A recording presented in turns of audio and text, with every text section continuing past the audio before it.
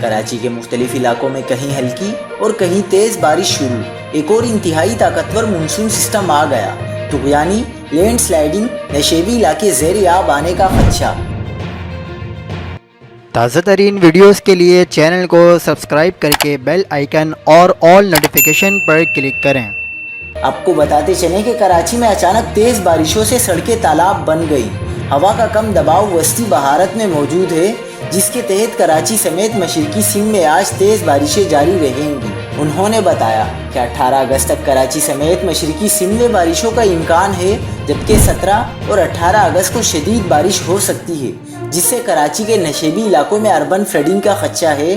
Chief meteorologist سردار سرفراز نے یہ بھی بتایا ہے کہ 23 یا 24 اگست کو مونسون کا ایک اور سسٹم سندھ پر اثر انداز ہو سکتا ہے۔ بارش کے باعث کراچی، ٹٹا، بدین، حیدرآباد، سکھر، لاڑکانہ اور میرپور خاص میں نشیبی علاقے زیر آب آنے کا خطرہ ہے۔ مزید خبروں کے لیے دیکھتے رہیے حق پاکستان نیوز۔